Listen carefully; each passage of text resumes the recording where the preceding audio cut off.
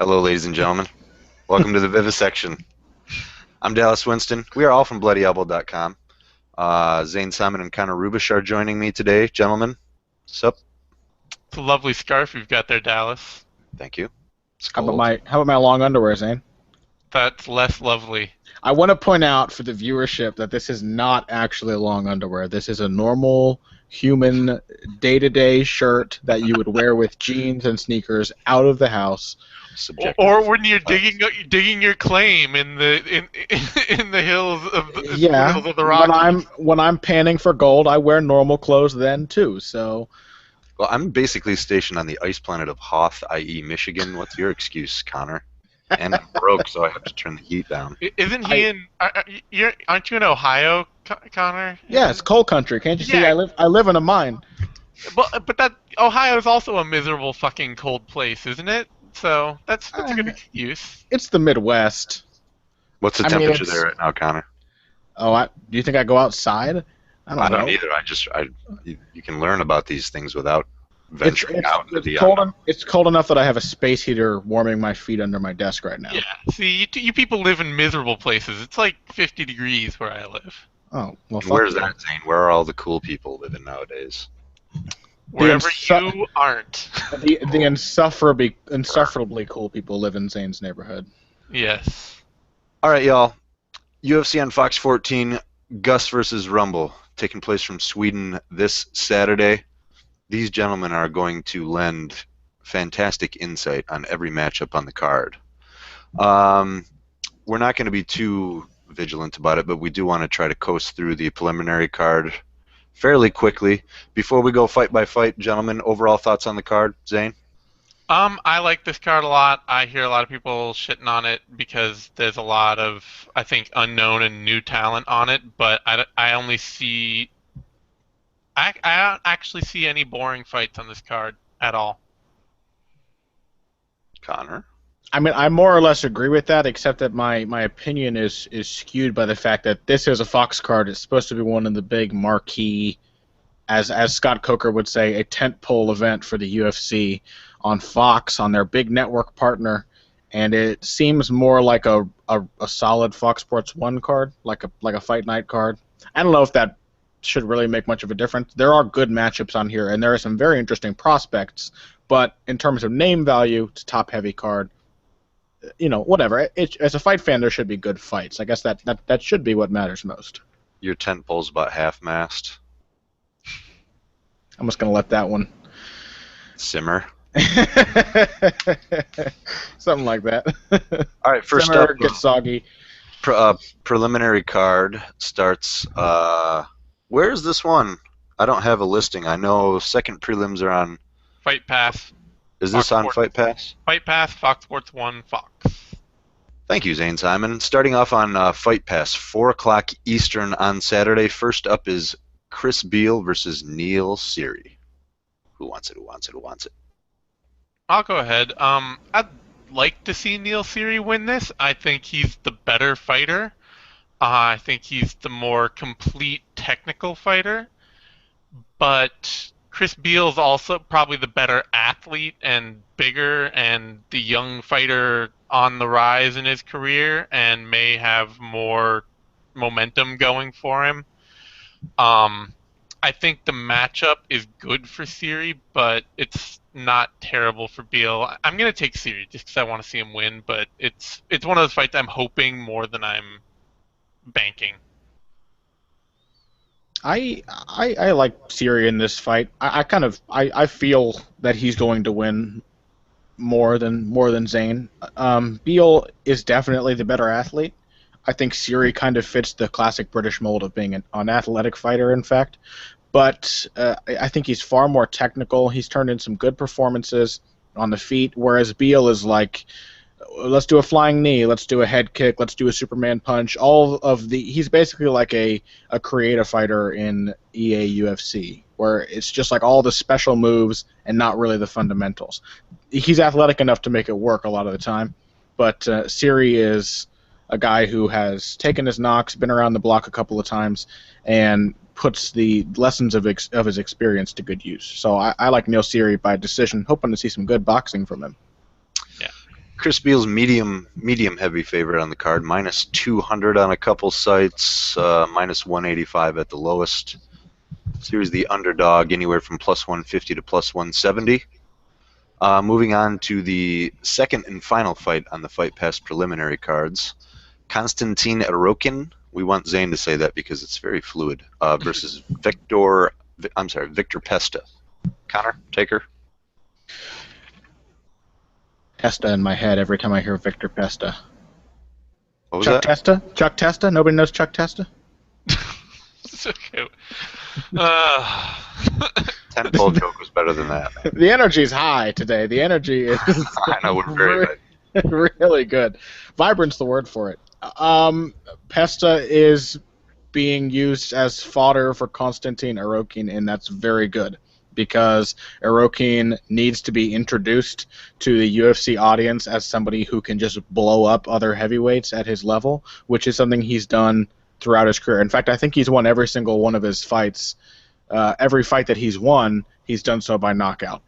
And he just takes people's heads off. And, for example, it's really easy to find his bout with Michal Ondracek on YouTube, and it's just like a vicious catch and counter left hook, and Ondracek just goes out. And that's basically what he does. He kind of throws strikes in that loose kind of Russian style, a little like Fedor started to do at the end of his career, but with better technique and much more natural power than Fedor ever possessed.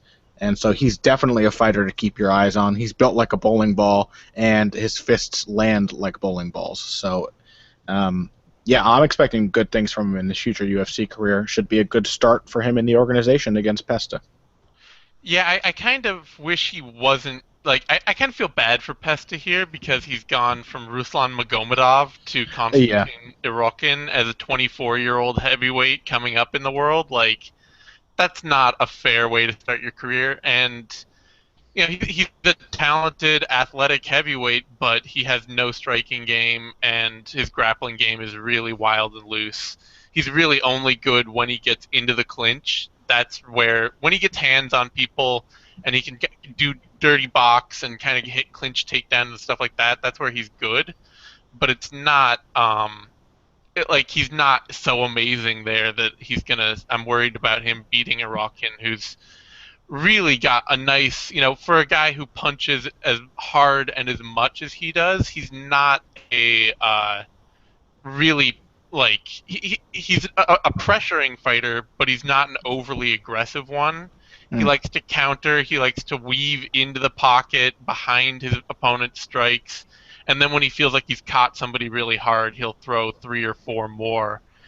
But he's just, I think I have Roquen sort of tabbed as one of those guys who will probably be fighting for the title in 2 years. I mean, let's look at it this way. Roquen is built and fights very much like the current iteration of Mark Hunt, which is the best mixed martial arts version of Mark Hunt we've ever seen, except that he has the youth that and athleticism that used to allow Mark Hunt to do the things he did in K1. So he's got more speed and better stamina than Mark Hunt now, but still has that kind of crafty pressuring and then countering game that Mark Hunt does so well as well. So, I'm really high on him. Is there like some kind of feud between Russia and the Czech Republic that the UFC is trying to bank on by putting Pesta against first Magomedov and now Roquen? I don't know. It does feel that way though. I feel bad for Pesta when there are other guys like Ron Potts or Timothy Johnson or some of these other guys they've picked up lately sitting around that I think would make much better fodder. Yeah, because Pesta has more potential than somebody like Ron Potts. Yeah. But, I think that Roquen will make pesto out of Pesta. Yes. Huh? Yeah. Is that better than your tentpole joke, Dallas? Yeah, I think we're here. I think we're there. Joke levels. I feel better about making it now. It's in the running for one of the worst, but not a standout. And just to reflect, I found this of interest before the show, Zane. You were saying you thought Roquen was the best heavyweight prospect to come to the UFC since Cormier, yeah? So thought I'd make the viewers privy to that as well. pretty big favorite for Roquen minus 340 to minus 350. Pesta, the underdog, to the tune of plus 280, plus 270. Now moving on to the Fox Sports 1 preliminary card. 1, 2, 3, looks like, again, counting. Six scraps, Fox Sports 1. It's going to start at 5 o'clock Eastern. First up, Mirsad Bektic versus Paul Redmond. Whoever goes first to answer the question, Paul Redmond. Who dat? Paul Redmond, I got this one because I've actually seen him fight a few times, is a solid but weird fighter from the British regional scene, where a lot of his fights he tends to kind of get beat up until he catches you in like a leg lock or another tricky submission. He's not a guy who's always ahead on the scorecards, but he's very, very crafty on the ground, and he's also got kind of that Damian Maia quality where he will be tenacious and drag the fight to the ground at any and all costs. And he's pretty good at it. I don't like his chances against Bektic at all, really. I think Bektic is a really strong prospect who really got dealt a rough hand. What were Bektic's last 2 fights? It was, well, Paul Skelly was his only, I think that's his only UFC fight so far. I'm sorry, I'm thinking of actually Chaz Skelly. Chaz Skelly, rather. Who fought Bektic and then received those 2 losses. So, did Chaz Skelly get 2 losses in a row? Am I just losing my mind?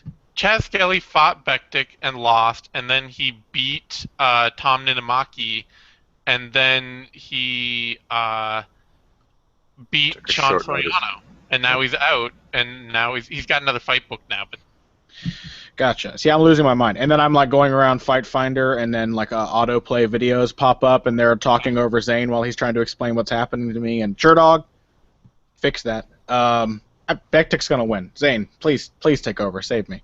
Okay. This is Redmond's gotten a lot better lately, and he's an Irish fighter. He's one of the UFC's sort of in that mode that they've been in with other countries at time, like Sweden a bit, but where they're just trying to pick up whatever talent looks to be coming out of Ireland. Anyone who's fighting well out of Ireland right now, they want. And so Redmond was a late replacement, and he's top of the list because he's an Irish fighter. And he's a pretty decent one. He's really improved lately, but he has sort of like his boxing has improved lately, most notably. Okay, that's good to hear.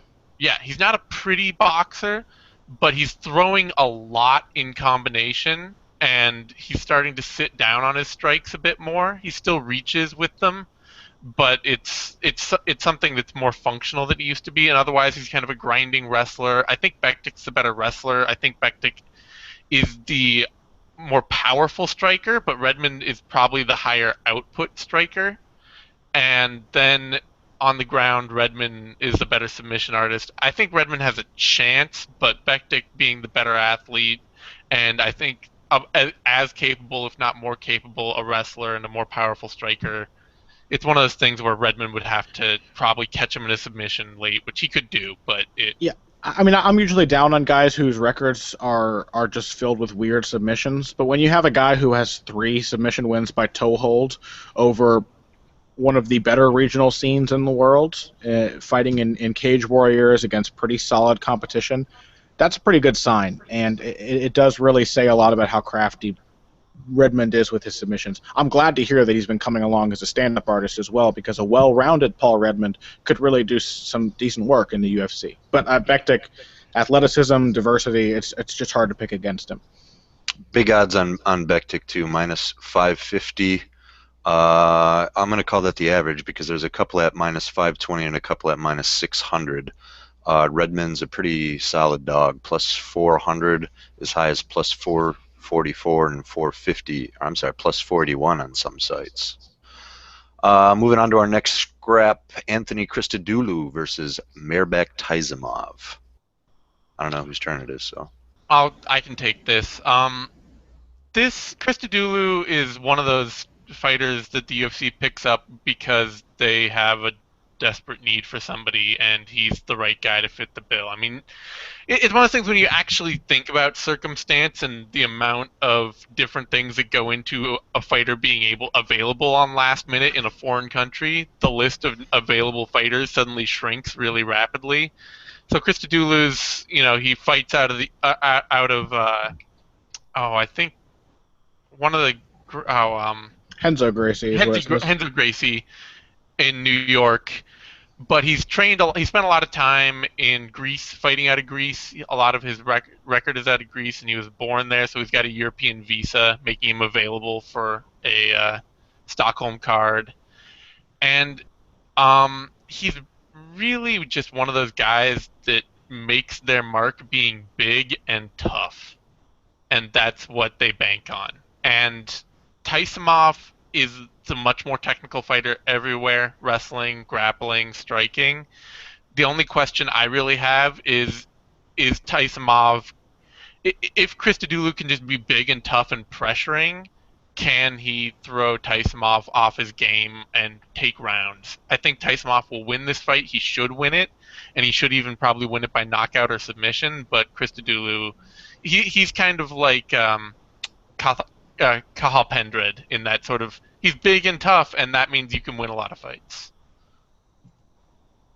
I was just going to make the Cathal Pendred comparison myself, actually, and I think that this has the capacity to look like last week's fight between Pendred and Sean Spencer. I think it has the possibility to look like that, which basically means that Taisimov has the skills to move around and outwork Christodoulou, but if the size and strength becomes a factor, it could make Taisimov look a little off his game. Now, bear in mind, Spencer should have won that fight, so it wasn't a pretty performance from him, but he still should have won. But it put Pendred into the fight enough that it wasn't terrible for him to have won maybe the last 2 rounds or something like that. And that was basically just a factor of how much bigger and more imposing he was than his opponent. So it could happen, but again, unless we have the same judges we had last weekend, Christodoulou should not walk away with a decision win this time out. Taisimov, biggest favorite on the whole shebang, it looks like. Minus 600 all the way up to minus 700. Christodoulou is the dog to about the same, plus 400 to plus 500. Moving on to the next one. A lot could happen in this one. The return of Stuckey Stanislav Nedkov, who's taken on Nikita Krylov, a.k.a. Al Capone. Go, Connie. The Al Capone. Yeah, the Al Capone. I thought that Stanislav Nedkov was dead. I had no idea that he was still fighting, and Zane pointed out to me before the show that it's been 2.5 years since his last fight. Something like that. It's been about 2 years. 2 years. How old is he? 2 questions. How old is he, and has anyone ever seen his web page? No. And 33. He's 33. At least his web page when he was last fighting in the UFC, I thought someone threw some acid into my cereal. It was very unusual. So I'm gonna have to check it out. Yeah. Despite the long layoff and everything, it's hard for me to imagine a guy with Nedkov's skill set losing to Nikita Krylov, because Krylov does not have wrestling or submission grappling ability Krylov always has the potential for a fighter like Krylov to improve dramatically from one fight to the next. That happened with someone with a similar frame and kind of similar style in Alexander Gustafsson, who's main eventing this card, where he used to get taken down with ease, and then he wrestled admirably against Phil Davis, and then after losing that fight, he came back and went on to take down John Jones. Really just rapidly improved in the grappling department. Hey, can I throw something out there? Sorry to interrupt you, but yeah. Krylov's got 17 wins, 10 are by submission. They're against, apologies for the term, but they're against cans, more or less. Krylov is coming into the UFC had not fought good competition. Mostly guys with losing records, and mostly, like, if you look at the types of submissions he's getting, like Achilles lock, Kimuras from the top, key locks, they're basically things where you can just lay on somebody who doesn't know what they're doing and submit them.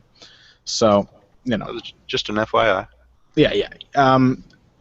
Krylov. I mean, if we go and look at Krylov's fight with Alvin Semprou, that's the kind of grappling performance that he's more likely to turn in most of his fights against actual solid competition. We saw that against Belele as well, where he was completely lost on the ground.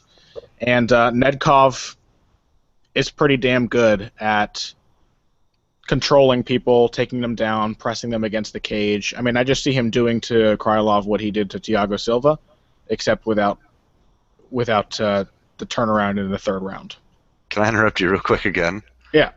I just double-checked your level of competition, clicked on a few Anatolis and Viktors and Igors, and I think 2-5 was the best record that I saw. So yeah.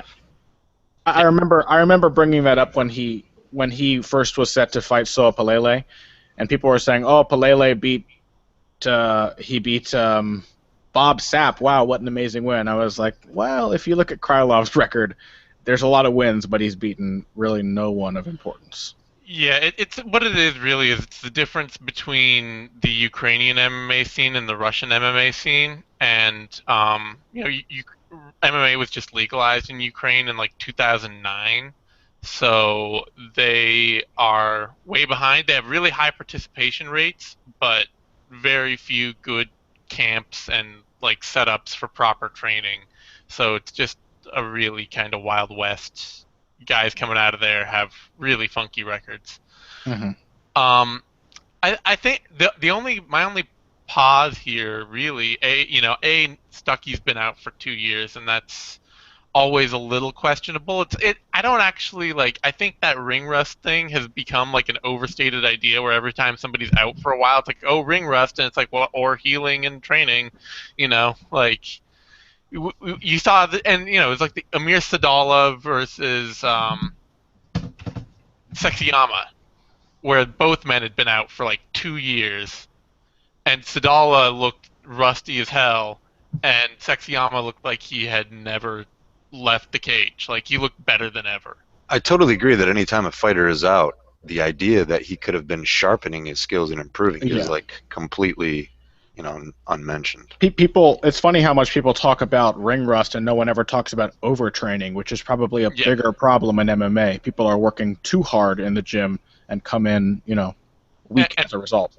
Personally, I've often really I have had this feeling of like it would be nice to see more guys in the middle of their careers just take some time off, like set up some other business, work on your craft a little, and just give your body some time to heal, because this sport will just break you down really quickly.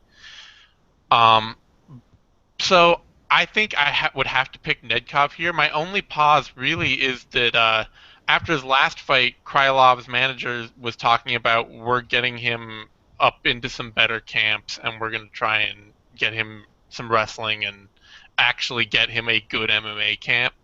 So I don't know if that's happened or not, but it's something to think about. So not a real decided favorite on the betting line. They have Krylov, but it's really low, like -112 to -120, and Nedkov is kind of the underdog at about +100. Doesn't go any higher than +111. So pretty tight fight. Up next, Andy Ogle versus Makwan Amirkhani. How'd I do there? Good. You can always just say Mr. Finland. Zane, you get to go first. All right. This is one of those fights that I think a lot of people will be like, this is a terrible fight between two people that I barely know, and I only know Ogle because he's lost 3 straight and is not good. But this is a fight I actually really like. Neither of these, Amir Khani, it was a Finnish, very strong wrestler in Finland. I believe member of the national team. Long history in Greco-Roman and freestyle. And he's not otherwise super developed in MMA. He's got a really nice front headlock game, but he's kind of tends to power his wrestling, and his striking hasn't come along that heavily yet. But I think that's what makes it a fun fight for somebody like Andy Ogle, who's not a powerful striker, but can be busy, and then has a really dogged grappling game that's more successful than people give him credit for. And so I'm hoping this is just like a really fun scramble-filled fight. I think I might actually give a slight edge to Ogle here, honestly, but it's not a big one. I would go Ogle. Amir Khan's record looks better than it is, and he's not a polished fighter. Yeah, I pretty much agree with everything Zane said. I I think Ogle's experience at the level he's fought at is really going to be the deciding factor, and I don't really care about this fight. I'm being honest. I know this isn't the care or don't care preview, but I just don't. I really have an interest in it because I don't care much about either of the fighters' styles. But it does have the potential to be an interesting, as Zane said, a scramble-filled fight, and Ogle's finally getting an opponent who will kind of concede the fight that he's trying to get with opponents in the past who won't give it to him. You know, he's a guy who's good on the ground and he wants the fights there, but he rarely gets it there, and that's what Amir Khan is going to try to do to him. So it'll finally be a strength that plays to a fight that plays to Andy Ogle's strengths, and I would like to see more MMA fighters with just the whole name of a boxer as their last name. I think I would like that a lot. Makwan Amir Khani, you could have like Andy Sugar Ray Leonard. Hobart Brandon Rios. Yeah, just like whatever weird first name, whole boxer for your last name. Another tight one on the betting lines. Slight favorite is Andy Ogle. I just totally did Mike Goldberg. Slight favorite is Andy Ogle. Mark Goldberg, whatever his name is, Carl Pendred. Ogle is the slight favorite, minus 130 as an average. Amir Khani is slight dog, about plus 110 all the way across the board. I just feel like you're insulting Amir Khan when you say that. Like you're trying to make some kind of like childish play on his name. Joke. Amir Khani. It sounds snide. Well, I kind of do that with your last name, but I just can't think of any good ones other than Singing Bush. Hey, I actually know something about this next fight. Kind of, I'm a little more excited now. Kenny Robertson versus Sultan Aliyev. Aliyev, and he's the same that was in Bellator. A great fighter. He went his only. Let's see, he beat Mikel Parlo, who actually is a really solid prospect. Mm-hmm. And the only loss on his record is a split decision to Doug Marshall that a lot of people shit their pants over. I actually didn't have a problem with it because it was. I rarely use lay and pray, but this was so blatantly lay and pray and avoiding any contact. But either way, he is a really solid, talented fighter. Who wants to take this one?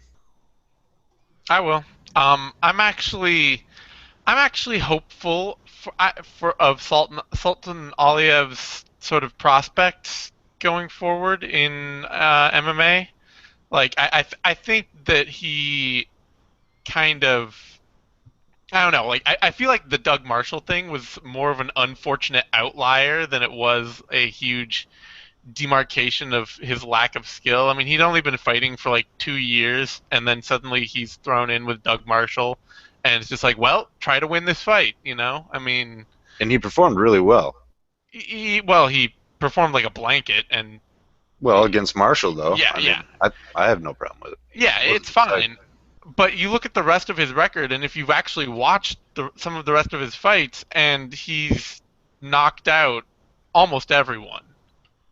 And he has some power. He has some decent boxing. He hasn't even. It's not quite like it's pro FC and some things like that. And fight nights. We're not talking the Ukrainian scene. You know, these guys, Charles Andrade and Ruslan Kaskanov and stuff like that. Some of them are maybe sort of regional pluggers on the Russian scene, but they're not bad fighters. And I think, especially at welterweight, Aliyev should be just this huge sort of behemoth, and I don't know. I like Kenny Robertson a lot, so it's really hard for me to pick against him here, but I'm going to give the nod to Aliyev. I think he's just too physical and imposing and powerful and good enough a wrestler that Robertson isn't going to be able to get him down. But I've been wrong about that before with Robertson, so... I'd like to see Kenny Robertson win this fight, but I don't think that desire is enough to make me pick him. I always like seeing Kenny Robertson scramble and just go crazy with people and get hurt and come back and win, and he's very good at doing that. He's tough as nails. He can really take a shot. He's very determined, and he's incredibly skilled on the ground. He's got a sort almost a Ben Askren-y kind of wrestling game where it's not like outright blast doubles and things, but his chain wrestling is very good, and his submission skills on the ground are top notch. It just doesn't seem like he has a whole cohesive game where he can sometimes be stuck if he's on the feet. He doesn't really have a game plan in mind to get the bout to the ground. And if he's stuck on the feet with Aliev, I don't really like his chances. Aliev is actually a pretty decent boxer, particularly when it comes to stopping your takedown and then taking an angle and hitting you. He does very good boxing in close range and from the clinch as you're trying to break and get away to try another takedown attempt. And he is just a hulking monster of a man. I mean, I when I first saw Sultan Aliev fight, I thought he was a light heavyweight. I hadn't seen who he was fighting or checked the division, and I thought he looks like he weighs 205 pounds. He's probably about as big as Cathal Pendred, except he's 3 times as fast. So, I want Robertson to win, but I think Aliev has his number here. Another tight one on the betting lines. Aliev is the favorite, but minus 120 to minus 130, and Robertson is a minor underdog, plus 100 to plus 110. So, pretty tight on the lines. Final fight on the Fox Sports 1 prelims, Nico Masoki versus Albert Tumenov. Sorry, that was an ill decision. Step up. It was an ill-timed yawn. It's not actually a boring fight. In fact, I'm pretty interested in this one. Masoki looked pretty solid in his fight against Kelvin Gastelum, and Gastelum is a really, really top talent. Masoki always gets hit, and that's something that he just can't seem to stop doing. But he's shown that he's tough, and he can stick with his strategy throughout the course of a fight. It's not always a smart strategy, and he's not always really fighting to his strengths. And I think that's what's going to give him trouble here against Tumenov. Tumenov is like what's funny? What's funny, Zane? No, did you read the Goldberg ebooks preview of the last time Tumenov fight? No, I didn't. Tumenov fought. Read the what? There's a Twitter account called Mike Goldberg's ebooks, and it's just a Mike Goldberg parody account, but he's a bloody elbow reader too, and he wrote he did some fight card previews, and for the last time Tumenov fight, and it was Albert 2 men off. 2 men off. Just like writing the whole thing, like the way Goldberg announces it. So now every time I hear Albert Tumenov, I always just think. This is completely off topic, but do you remember when Goldberg and Rogan were trying to figure out how to say Claudia Gadelha and Joanna Jędrzejczyk's names, and they came up with like 17 different ways for each of them? Yeah. It was Claudia Gadelha, Claudia Gadelha, and then it was either Joanna or Joanna or Johanna. There was like 6 different ways just for her first name, and that's the fucking easy part. Yeah. That was mind-blowing to me. And her name is not easy to say. I've heard her say it herself. It's Jędrzejczyk. It's sounds that an English tongue can't make. But, Anyway, I'm so sorry. Tumenov is going to win. Tumenov is a very dynamic and explosive striker. He's just too dangerous for Masoki, whose tendency to get hit on the feet and to kind of seem like he's swimming upstream in fights that he should have an advantage in is definitely not in his favor against somebody with this kind of athletic and technical ability. Yeah, I really want to see Tumenov win this. I think the big danger to me is if this goes past. If we get halfway into the second round and Tumenov hasn't clearly exerted his imprint on the fight, then I don't know that he will win it just because I think Musoke carries more in the tank and will keep him pressured throughout and could wear him down, especially if he can start dragging him to the ground over and over again and just make it a really ugly, scrambly fight. I don't think Tumanov, just like his style and his physicality isn't really built for that. It's the sort of thing of like, he could probably kickbox for, 30 minutes straight, but if you start making him grapple and down on him, he's going to get tired. So I have some concerns there, but it's really hard to pick against Tumanov. I think he's just about one of the most technical strikers in the UFC, and he's got real power.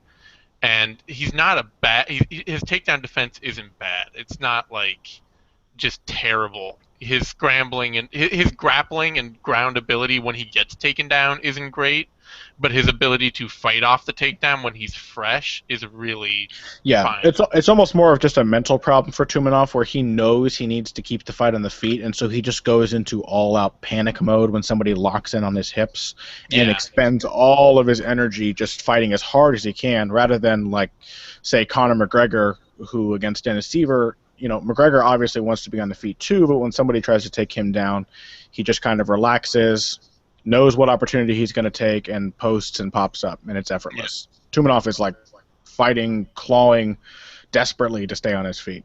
Yeah, I'd like to see Musoke do well here. Tough. He's faced some tough guys, and I do think, like Connor said, he's a bit unpolished, but I think he's got a lot of skills. Creative offensively. He seems pretty long and lanky with some decent striking.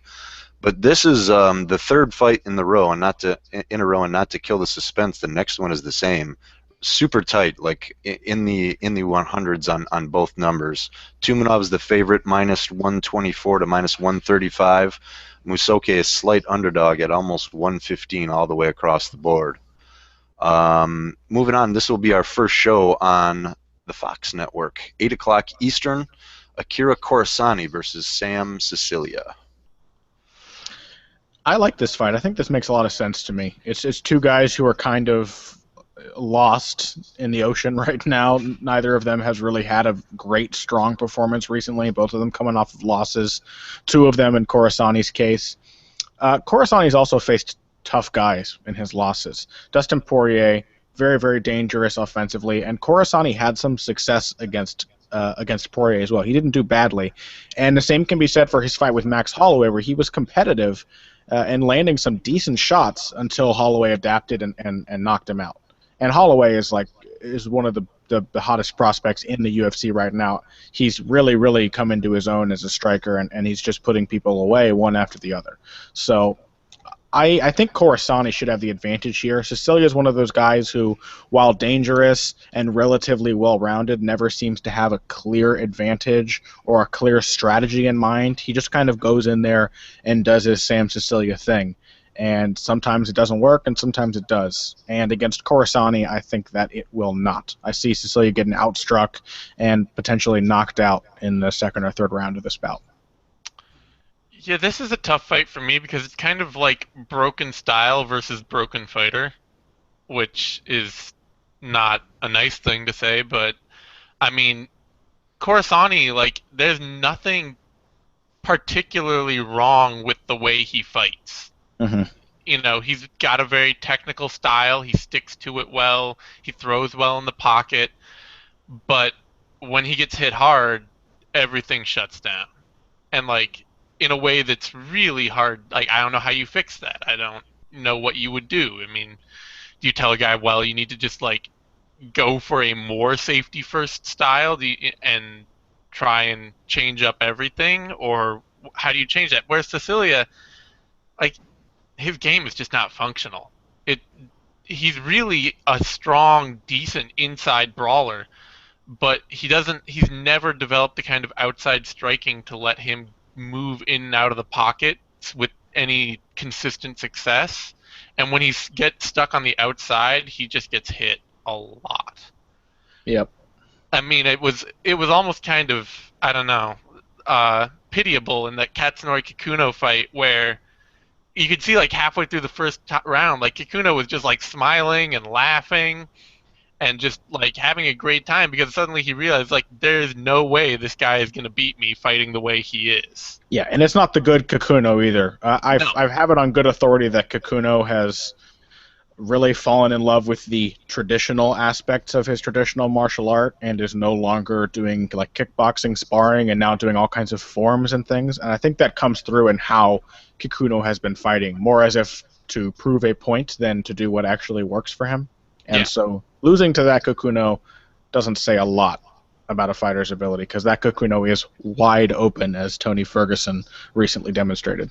Yeah, I mean it's a thing where Cecilia was just willing to like sit on the outside and try to rush him on occasion, and for Kakuno it's just like I can deal with this all day. Like this is not. And then then Cecilia finally got desperate and tried to clinch up with him, and then realized that weirdly to Kakuno's own benefit, one of the places he's best is on the ground and in the clinch. Yeah. But so with this fight against Khorassani, that leaves me with a lot of questions. I think I have to pick Khorassani because he's the more technical of the two. This is a fight that he should win technically, but that doesn't mean that Cecilia can't get in on the inside and land a couple of hard shots and just shut him down. I've been impressed with Khorassani's technique every time. There's no question, even though there's ups and downs in his fights, the dude has a lot of skill and seems to have really good striking instincts as well. Mm-hmm. He has a slight edge on the betting lines here, minus 125 to minus 130. Cecilia plus 100 to plus 105. So another tight one there. Now we're getting to the good stuff. I think everyone would agree that the top three fights, completely make this whole card worthwhile. This one seems like it's a long time coming too. A nice wrestling matchup: Phil Davis versus Ryan Bader. I think Ryan Bader walks all over Phil Davis. And I think all of the odds are going to be in Phil Davis's favor because we all know Bader loses to top 5 fighters. And we all know that Phil Davis is a longtime member of the top 10 who has beaten, for example, Alexander Gustafsson and Glover Teixeira and turned in strong performances against them and was even somewhat competitive with Lyoto Machida, even if that fight was terrible. But Davis is just not better than Bader as a mixed martial artist. It's just really the only way I can say it. Bader is far more comfortable on the feet, far more confident in his boxing ability. He can move forward, he can move backwards, he's got a decent jab, good left hook, and a really heavy right hand. And I think while he's had a few hiccups in the past couple of years, he's been steadily improving in that aspect of his game. And meanwhile, Davis is still doing his sort of proto-alliance kickboxing that just does not work for him.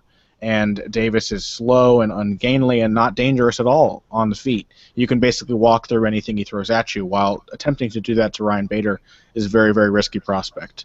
And while Davis is probably the better wrestler in the clinch and, tied up on the ground, we saw how well he just rode Glover Teixeira to a decision, and it was a beautiful wrestling display. Despite that, Bader is definitely a strong enough wrestler to stop the takedowns for the majority of the bout, and the majority of this bout's not going to happen at the range at which Davis excels. It's going to be at the range where he struggles, where he, for some reason, is content to strike during most of his fights, and where Bader is considerably stronger and more dangerous. Because while Davis outgrappled Teixeira over 3 rounds, Bader, a lesser version of Bader, came very, very close to knocking Teixeira out. And I think he will definitely be able to do the same thing to Davis. Yeah, you know what? I can't disagree with that overly much. I mean, Bader's aggressive and consistent on the feet.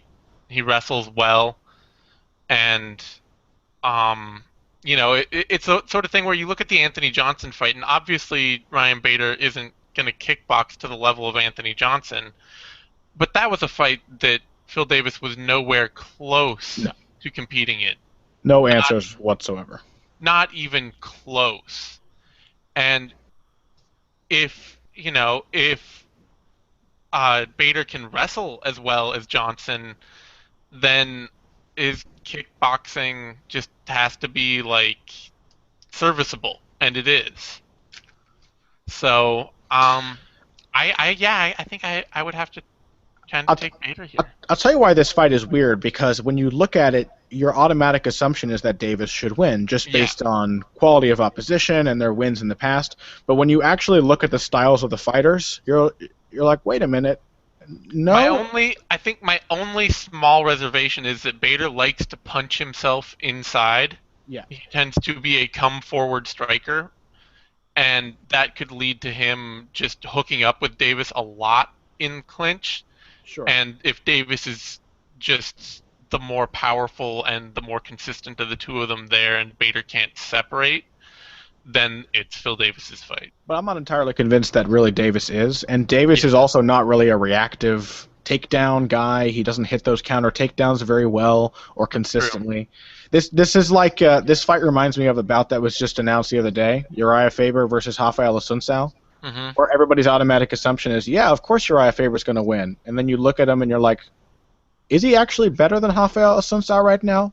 No, not really. And that's kind of the case here.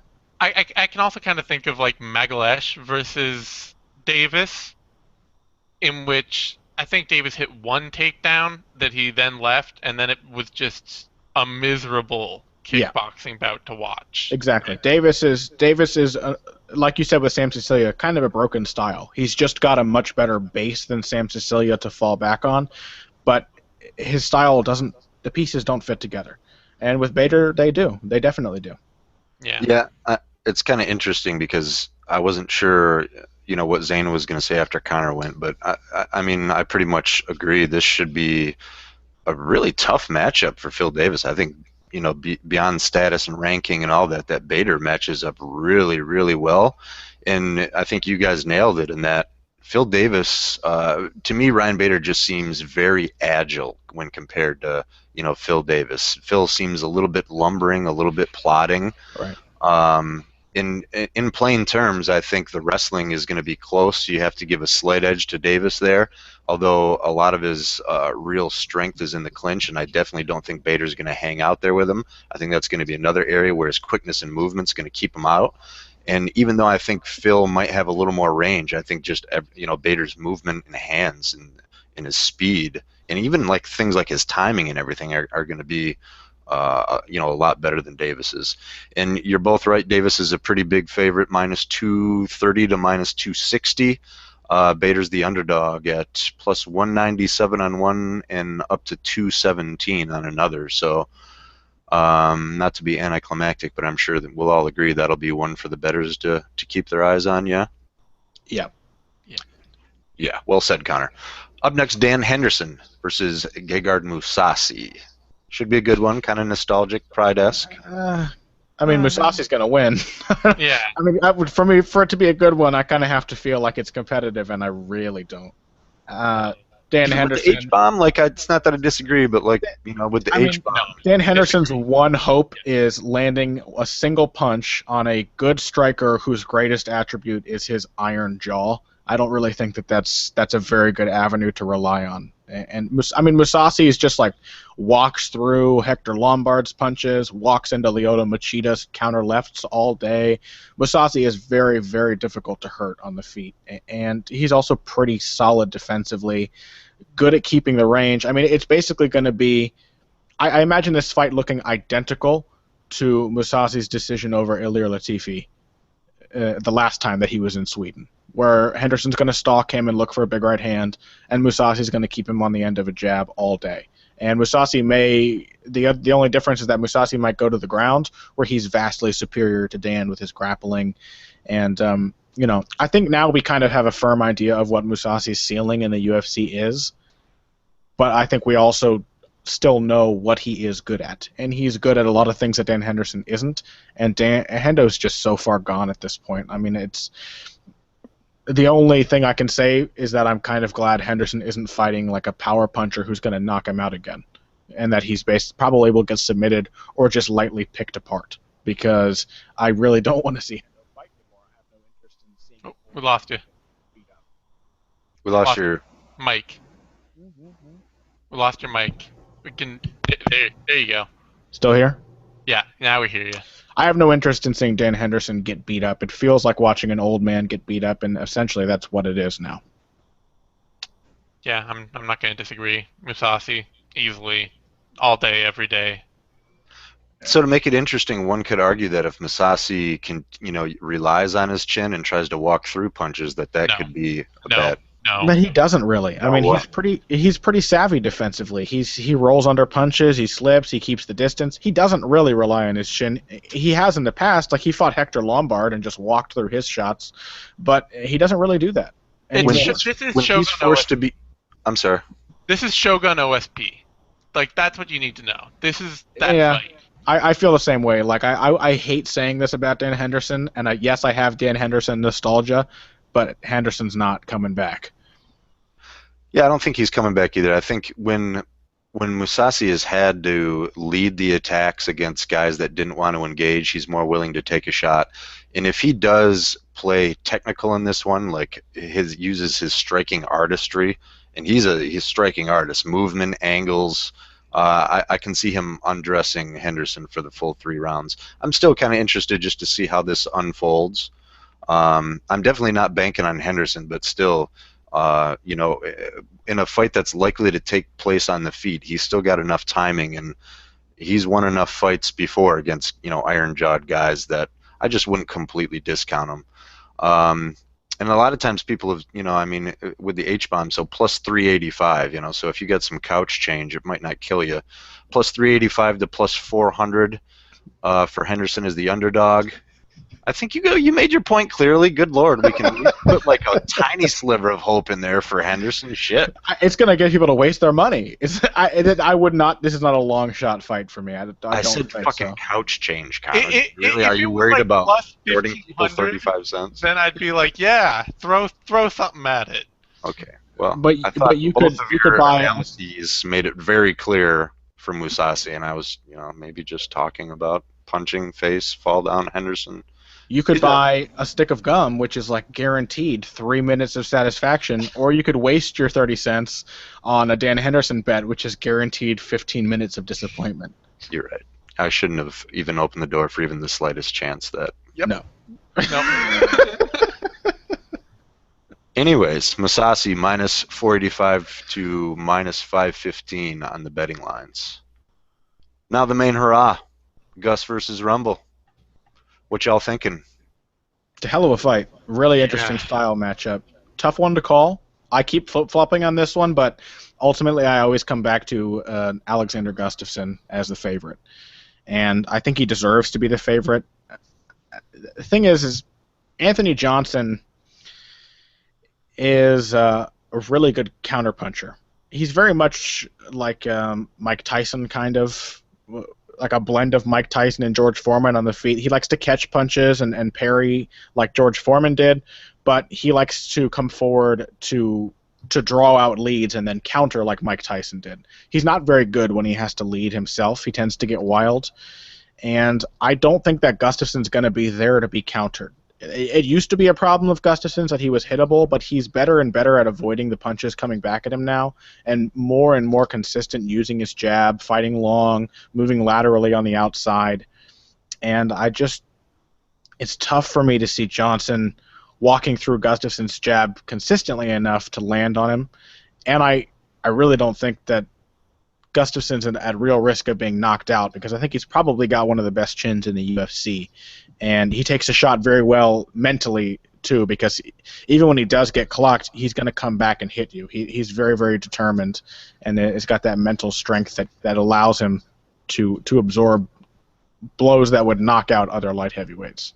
So that, too, and I think that Gustafsson has an advantage with volume, because he moves and throws so much more than Johnson. I just think even if Johnson's landing 3 or 4 clean counters around, that Gustafsson is going to be outlanding him and slowly wearing Johnson down. And I have questions about how well Rumble can go for 25 minutes if this fight goes to decision, whereas, yeah, Gustafsson gets tired, but he keeps going when he's tired. And whereas Johnson, just 2 fights ago, was gassing against Andrei Arlovsky in the 3rd round of their fight. And he seems to have gotten past some of his tendency to go wild and brawl, but I think that's probably a hard habit to break, because he's been doing that for a long time, and he's only been doing his new counterpuncher thing with Henri Hooft for 2 or 3 years. So I like Gustafsson. It should be a close fight, though. I wouldn't be surprised if Rumble won.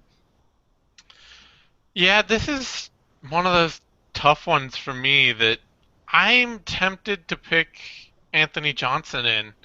Part of that is that, and no knock on sort of on opposition, but I don't think that you know. I mean, I guess I don't know. I guess that Well Gustafsson has said. faced technical strikers of the degree of Anthony Johnson, but I don't think he's faced anyone who is as able to consistently compete with him beyond John Jones, who he lost to. Like, he fought Jimmy Manawa, and I thought for the first round of that Jimmy Manawa actually did pretty well. It wasn't great, but it wasn't like Gustafsson ran him over either. And then Manawa's, he's a fun, athletic, dynamic fighter, but he doesn't have really a deep skill set beyond his kickboxing, and even that is fairly it's technical in its limited application. He doesn't throw a lot of really creative setups. Those are the things that are giving me pause as well. Gustafsson's not hard to find. Mm-mm. He can be hit.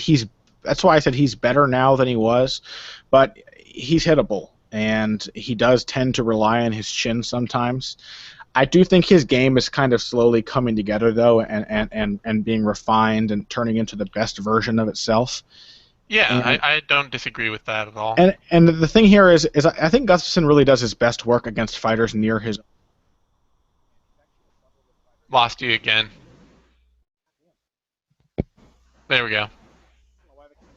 Oh, still gone. No. I hear that. Am I here? Yeah, you're there. Oh my God! Sorry, guys.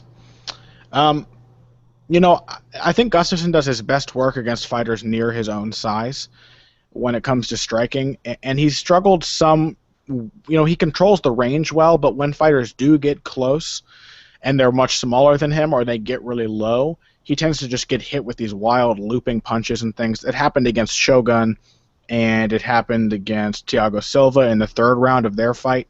So when it comes to people getting in close, that's where he does well against fighters tall. So I'm not sure if I'm doing a bad job of explaining this, probably because I'm terrified that my mic's going to cut out again.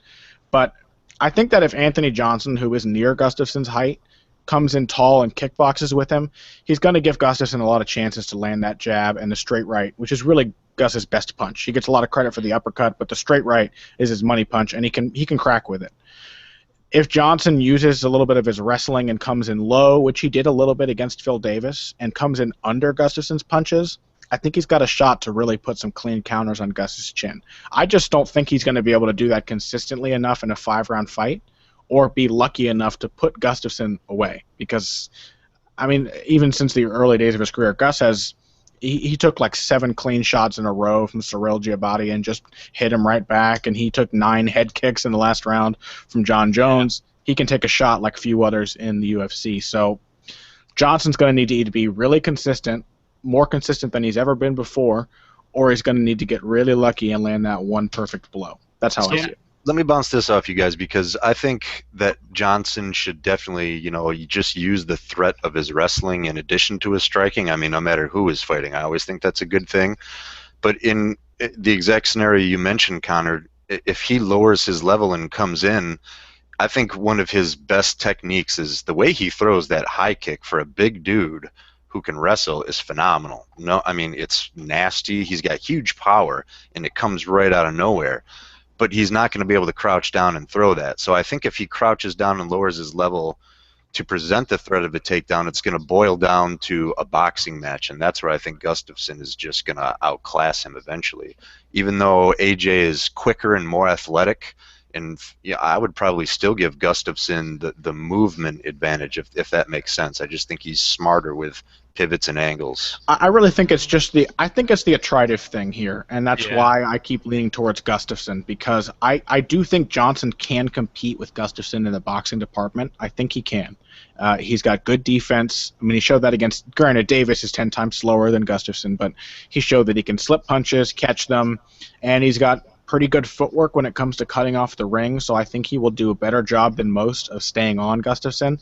But I just can't have faith in him doing it for 5 rounds straight, whereas I know I can rely on Gustafsson to keep that jab in his face all night long.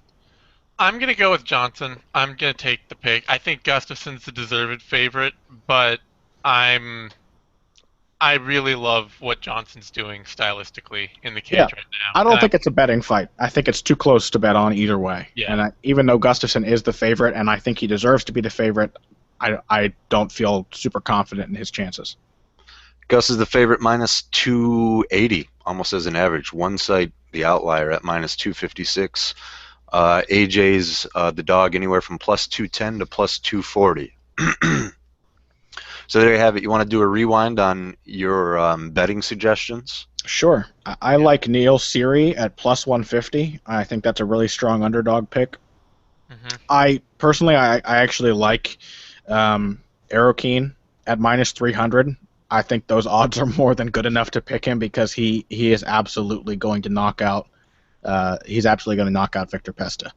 And I like Tumenov at minus 124. I think he's a just well-earned favorite in that fight, and those are pretty solid odds for a guy who can knock out anybody and who's likely to be improving in his grappling as he gets more comfortable facing guys who want to take him down. And then I really like Ryan Bader at underdog odds. I know this is more underdog picks than I would usually suggest, but I think Ryan Bader has all the advantages against Phil Davis, and I would suggest putting a hefty bet on him if you're going to bet. I would put 1.5, 2 units, whatever you're playing with. And if you can't resist the long shot underdog odds, then the only one on the card I would go for is Anthony Johnson. I know I said that I wouldn't bet on this fight, but I think it's really competitive, and the odds are pretty long on Johnson for a fight that I see as being so close. So if you have to place a small bet on a big underdog, I would say go for Anthony Johnson. Was Aliev a favorite? He Yes. was. At what? Close favorite. It was like yeah. minus 115 or something. I would say Aliev might be worth it at that kind of close Minus 120 to minus 130. because I think he should be able to dominate Robertson. Unfortunately, as much as I like Robertson, Aliev is huge and an incredibly capable wrestler. That's it? Nothing else to say? I mean, beyond what Connor gave, I don't know. I don't think there was a lot else in there that I would have strong feelings about. I feel like I remember there being another.